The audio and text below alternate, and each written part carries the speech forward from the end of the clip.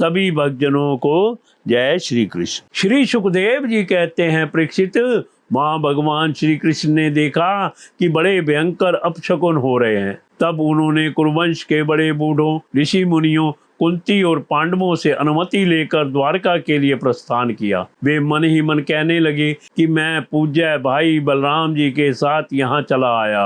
अब शिशुपाल के पक्षपाती क्षत्रिय अवश्य ही द्वारका पर आक्रमण कर रहे होंगे।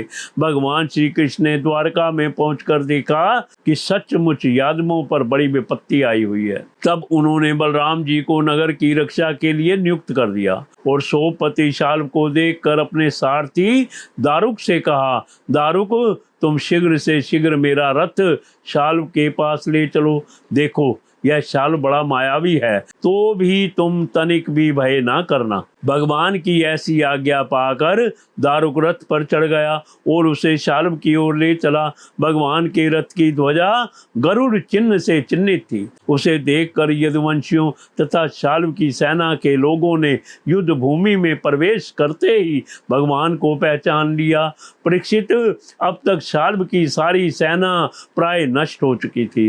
भगवान श्री कृष्ण को देखते ही उसने उनके सारथी पर एक बहुत बड़ी शक्ति चलाई। वह शक्ति बड़ा भयंकर शब्द करती हुई आकाश में बड़े वेग से चल रही थी और बहुत बड़े लूक के समान जान पड़ती थी। उसके प्रकाश से दिशाएं चमक उठती थी। उसे सारथी की ओर आते देख भगवान श्री कृष्ण ने अपने बाणों से उसके सैकड़ों टुकड़े कर दिए। इसके बाद उन्होंने शाल्व को 16 बाण मारे और उसके विमान को भी, जो आकाश में घूम रहा था, असंख्य बाणों से छलनी कर दिया। ठीक वैसे ही जैसे सूर्य अपनी किरणों से आकाश को भर देता है। शाल्व ने भगवान श्री कृष्ण की बाईं भुजा में, जिसमें शाण्ड धनुष शोभायमान था, बाण मारा। इससे शाण्ड धनुष भगवान के हाथ से छूटकर गिर पड़ा। यह एक अद्भुत घटना घट गई। जो लोग आकाश या पृथ्वी से यह युद्ध देख रहे थे, वे बड़े जोर से हाय हाय पुकार उठे।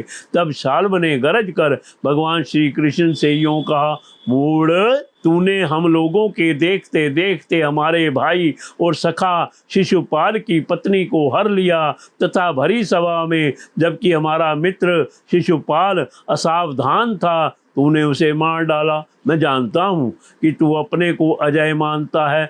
यदि मेरे सामने ठहर गया तो मैं आज तुझे अपने तीखे बाणों से वहां पहुंचा दूंगा जहां से फिर कोई लौट कर नहीं आता। भगवान श्री कृष्ण ने कहा, रे मंद, तू वृथा ही बहक रहा है। तुझे पता नहीं कि तेरे सिर पर मौत सवार है।